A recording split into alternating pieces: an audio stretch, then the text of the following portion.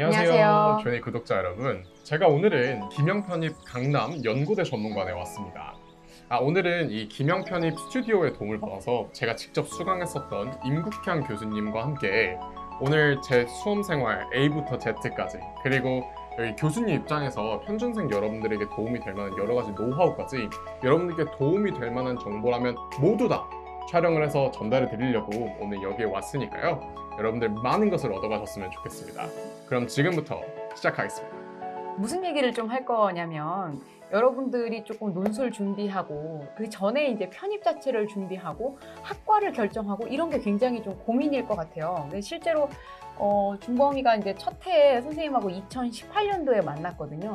그런데 이제 그때의 준비를 굉장히 진짜 열심히 했어요. 제가 기억하기로도 너무너무 꼼꼼하게 준비했고 질문도 엄청 많았고 이 친구가 그래서 뭐 과제 해오는 거는 물론이거니와 복습이나 이런 것들 충분히 제가 봤을 때는 충분한데도 불구하고 좀 더 꼼꼼하게 좀 준비를 하는 친구였고 그래서 이제 제가 기억에 굉장히 많이 남았던 친구예요. 그래서 첫 해에 무조건 붙을 거라고 저는 확신했어요. 왜냐면 학과도 그 전적대에서 학과가 동일한 학과로 첫 해에 준비를 했었죠. 첫 해에 그랬어요. 정치외교였는데 정치외교로 둘 다 정치외교로 집어넣나? 연고대. 그렇죠. 모두. 연대도 아니요. 첫 해는 연대는 언더우드를 썼던 것 맞아. 같고 막판에 언더우드. 영어 논술을 맞아, 바꿨고요. 막판에. 네, 그리고 고려대학교는 정치외교를 썼었죠. 그것도 얘기를 좀 해야 되겠네요. 이거 언더우드 막판에 결정한 선생님하고 고민했던 것 같은데 맞아요. 그때 맞아요. 할까 말까 엄청 고민했었는데 그때 네. 왜 그랬죠? 그냥 영어에 대한 자신감이 있어서 원래는 그랬어요. 그냥 영어 논술이 그 정도는 아니었어요. 진짜 최고의 영어 논술을 진짜 갑자기 하겠다는 거예요. 무슨 아니 왜 친구가 누가 붙었다고 그러지 않았었어? 네, 친구가 영어 논술 제가 원래 편입을 사실 나중에 얘기하겠지만 하게 된 계기도 이제 저랑 동갑인 어떤 친구가 저보다 1년 먼저 연세대학교 언더우드 대학에 편입을 했어요. 근데 이제 그 친구가 충격이지 그러면. 네, 그 친구가 그냥 뭐 너 정도 실력이면 그냥 대충 써도 붙어 이래가지고 그 친구 탓입니다. 그렇죠. 그 친구가 갑자기 바람을 넣어가지고 네. 이 친구가 저랑 논술을 잘 준비하고 있는데 갑자기 원서 쓰는 막판에 연대를 언더우드를 쓴다는 거여서 언더우드는 영어 논술이야. 뭐 제 친구가 붙었다. 그래서 너무 걱정이 되는데 이 친구가 갑자기 이제 고대는 집어넣고 연대를 언더우드로 맞아 기억나네. 네. 그래서 이제 첫 해에 쓴 고배를 두 번 얘기했구나. 쓰디 쓴 잔을 마시고 너무 썼죠. 결국에는 이제 첫 해 보통 근데 이제 선생님이 이제 뭐가 있냐면 첫 해에 너무 이 친구가 가능성이 이제 너무 잠재력이 뛰어난데 첫 해에 시험장에서의 굉장히 이 포텐셜이 나와야 되는데 그게 나오지 않으면 사실 이제 합격하기가 어려울 수도 있잖아요. 그러니까 그때 아마 준범이가 그랬던 것 같아요. 그러니까 선생님 집 식구들도 기억을 하는 게 이제 시험 끝나고 나면 시험에 뭐가 나왔고 나는 어떻게 썼다 뭐 이런 거를 그러니까 사실 합격 불합격의 여부를 떠나서 그냥 좀 어떤 심정으로 시험 끝나고 나서 전화를 하게 됐어요. 많이들 전화하거든요. 왜 전화했니? 사실은 솔직히 말하면 연세대 논술, 영어 논술을 보고는 붙을 줄 알았고요. 고려대 논술을 보고는 떨어지겠다 싶었어요. 말 너무 잘했는데. 근데 그와 별개로 일단은 이제 얘기를 해봐야겠다. 이렇게 쓴 방향이 맞는지 그래서 전화를 드렸던 거고 이제 그러니까 이게 각 대학이 요구하는 논술의 대략적인 유형에 맞춰 쓰는 거랑 그 내용은 똑같은데 아다르고 어다른 거라서 내 표현을 어떻게 썼는지는 또 다른 문제라 가지고 근데 고대 같은 경우는 핵심은 쓴 것 같은데 표현을 완전 잘못했다고 생각을 했었고 그리고 제가 첫 입시라서 그런지 모르겠는데 어마어마하게 떨었어요. 진짜 농담이 아니고 정말 펜이 이렇게 쥐어있으면 정말 손이 이렇게 떨릴 정도로 정말 그렇게까지 떨어본 적이 없을 정도로 네, 그래서 정말 논술 다 원고지가 이렇게 있는데 처음에는 작게 잘 쓰다가 나중에는 막 한 칸에 막 거의 뭐 휘갈기듯이 아니 그 시간 내내 떨려? 네 정말 근데 물론 다음 해는 별로 안 그랬어요. 다음 해는 별로 안 그랬는데 근데 첫 번째 해 정말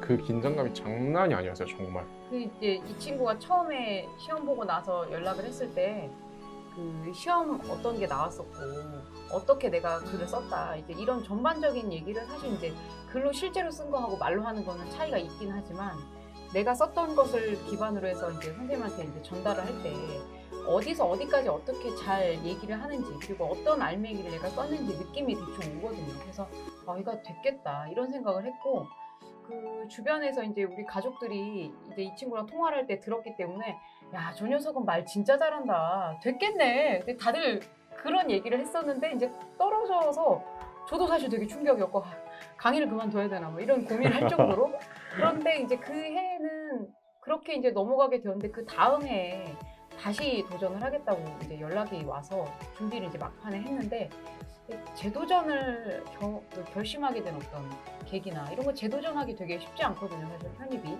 어땠어요? 그러니까 사실은 애초에 편입을 처음부터 재수할 거라고 사실 생각을 한 건 아니었어요. 이제 어쨌든 편입학이라는 게 구조적으로 편입을 하면 3학년 1학기로 들어가는 거고 2학년 2학기를 최소한 수료 예정은 돼 있어야만 그치. 지원이 가능하기 때문에 한 번 떨어지고 복학을 하고 나면 그 다음엔 편입학이 결정하기가 참 쉽지 않아요. 왜냐면 추가로 이수한 학점들이 그 합격을 한다는 전제하에서는 새로운 학교에서 인정을 못 받을 거기 때문에 좀 학점을 날리는 셈이에요. 그치. 등록금 학점을 날리는 수험료 셈이에요. 날리는 셈이죠. 그래서 구조적으로 조금 어려운데 저는 어쩌다 보니 제가 우연한 기회에 이제 인턴하는 친구한테 인턴이라는 아이디어를 듣고 지원을 해서 우연히 됐기 때문에 학교를 돌아가지 않고도 그 편입 1년을 기다릴 만한 이유가 있었기 때문에 사실 하게 된 거긴 해요. 그래서 결국에는 편입 재수를 왜 했냐라고 하면 저는 그냥 기회가 남아 있을 때 최대한 해봐야겠다. 한 살이라도 어릴 때. 네, 한 살이라도 어릴 때. 네, 그치. 지금 아니면 언제 하냐. 맞아요. 그리고 뭐 좀 아쉬움도 솔직히 남았고요. 당연히 좀 이렇게 어느 정도 자신감이 있었는데 떨어지다 보니까 이번에는 정말 뭐 좀 더 유리한 거 이런 걸 찾는 게 아니라 정말 내가 원하는 과 딱 해가지고 마지막으로 정말 한 번만 더 해보자 이런 마인드로 좀 재수를 결정했던 것 같아요. 그럼 처음에 정치외교 선택해서 첫 해 지원했을 때는 뭐 원해서가 아니라 그냥 전적대하고 동일한 과면 좀 유리하겠다라는 계산의 그렇죠. 결과. 네. 그래서 사실 자소서도 선생님이 같이 봐줬는데 나쁘지 않았거든요. 네. 왜냐면 이제 이 친구는 개인적으로 학교에서 뭔가 활동한 게 엄청 많아요. 그래서 선생님한테 이제 자소서 같은 거 물어볼 때도 저는 활동이 없는데 어떡하나요? 활동이 이렇게 많아도 떨어져요. 그래서 활동이 문제가 아닌 것 같아요. 그래서 결국에는 본인이 어떤 학과를 지원을 할 때 그 과에 대한 어떤 진솔한 솔직한 어떤 의지 내가 뭘 하고 싶다 이거를 네. 보여주는 게 제일 좋은 것 같은데 오히려 과를 바꿨죠. 다음에 네. 경영을 선택을 해서 그래서 이게 저도 생각을 했던 게 경영을 많이 뽑으니까 얘가 된 건가 논술의 실력은 그대로인데 그때 정치학이 몇 명 뽑았었지? 그때 정치학이 그때 정치율가 2명인가 3명인가 뽑았던 2명, 것 같은데 경쟁률이 50대 1을 넘었을 거예요. 그렇죠. 아마. 네. 근데 경쟁률 자체로는 비슷해요. 그러니까 네, 경쟁률은 경영이 큰 차이 없어요. 9명, 10명 뽑는다고 해서 경쟁률이 줄어드는 게 아니라 그만큼 더 많이 지원을 하기 때문에 맞아요. 경쟁률 자체는 보편적으로 한 50대 1 정도 보는 게 그렇죠. 맞는 것 같아요. 그래서 네. 경쟁률을 그걸 뚫었다는 거는 결국에는 1차를 붙고 나서 그 2차를 준비할 때 진솔함이 차이를 조금 보이는 것 같고 그래서 이제 논술 준비를 제대로 하는 게 중요하다라는 거죠. 그러니까 논술 맞아요. 준비 기간으로 따지면 첫 번째 해 얼마나 첫 번째 해가 5, 6개월 정도 됐던 것 몇 같고 월에 들어왔죠? 그때 재학 중이었어요, 그죠? 네, 제가 첫 번째 한 5, 6개월 제가 보기엔 한 7월? 6월쯤에 들어왔던 것 같은데 그게 이제 2019학년도 입시니까 2018년이죠. 이제 제가 2학년 2학기를 하고 있을 때였던 것 같아요. 그래서 그때 그렇게 한 5, 6개월을 다녔고 그다음에 이제 그 다음에 제가 인턴을 한창 하고 있었던 그때 이제 마지막에 또 제가 그 연말에도 인턴 하나 바빠가지고 맞아요, 진짜 바빴어요. 네, 그래서 일하면서. 미리 되게 일찍 오지는 못했고 한 10월, 11월 이때쯤 다시 와서 그쵸. 시험 파이널을 막판 파이널까지. 진짜 열심히 했죠, 막판에. 네. 일하면서 공부 어떻게 했어요? 이게 그게 월화수목 금토일 다 출근하는 아니 그쵸. 금토일이 아니구나 월화수금 월화수목금 다 출근했죠. 그러니까 제가 저기 역사함에서 일을 했는데 이제 집에서 1시간 10분 정도 걸렸거든요. 매일 9시까지 출근하고 6시까지 일하고 그다음에 이제 수업 있는 날은 열심히 뛰어가지고 학원 와가지고 그나마 여기가 강남이니까 맞아요. 가능했지 다른 곳이면 안 됐을 것 같고 그래서 와서 수업 듣고 집에 가서 또 복습하고 또 수업 없는 날에는 솔직히 회사에 야근한다고 얘기하고 미팅룸 잡아가지고 여기서 논술 쓰고 있고 이랬던 적도 그치. 솔직히 있어요. 네, 어쨌든 뭐 회사를 이용하라 뭐 이런 건데. 저 퇴근 시간 엄청난 이후에 팁을 사실 지금. 아무도 신경 안 쓰니까 그렇지. 네, 정말 그랬을 정도로 조금 빡세게 생활을 했었죠. 맞아, 일하는 척하고 자소서 쓰고 그랬던 거. 아, 기억이 나네요. 아 이거 얘기해도 되는 건가? 아니 그만큼 이제 뭔가 시간을 쪼개서 썼다라는 게 네. 그때 제가 가르치면서도 좀 느껴졌고 이 녀석이 나보다 바쁘구나 이런 생각을 했던 것 같아요.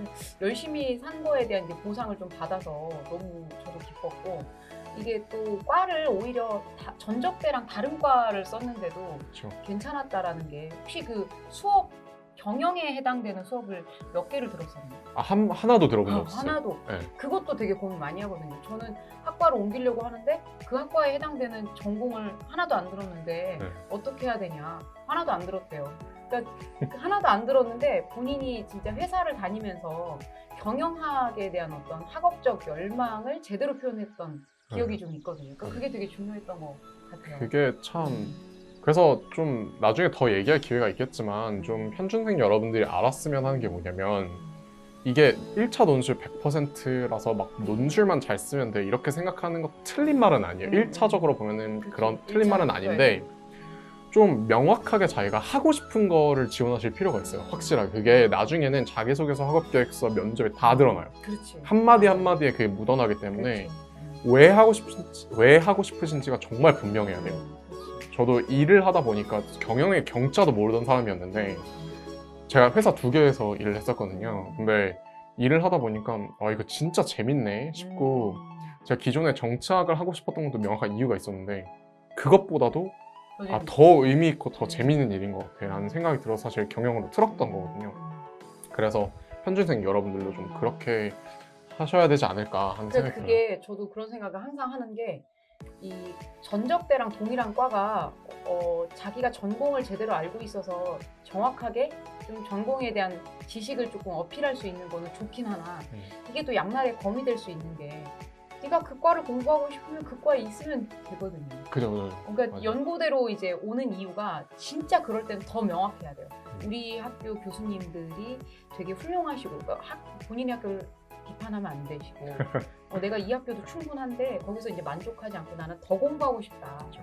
그런 어떤 명확한 기준이 나와야 되는데 제 기억으로 그때 정치외교에 대한 어떤 깊이 있는 학업적인 얘기가 나오지는 못했던 맞아요. 것 같아요. 학업적인 얘기는 네, 거의 학업적인 없었어요. 얘기가 없었고 사실 이제 그 본인이 했던 스펙들 이런 게 굉장히 이제 좀 많이 나왔어서 그런 아쉬움들이 좀 있었죠. 그래서 그 편입을 준비하시는 여러분들이 아셔야 될 게 2가지인 것 같아요. 하나는 이제 그냥 내가 지금 하고 있는 전공을 그러니까 이거를 입시를 하는 과정에 있어서 설득해야 될 게 2가지예요. 하나는 내가 어차피 똑같은 전공 할 거라면 학교 굳이 왜 옮겨야 돼? 에 대한 명확한 답이 첫 번째 있으셔야 되고 2번째는 전공을 다른 걸 선택하실 거면 대부분 여러분들이 선택하는 전공들은 지금 본인 대학에도 있어요.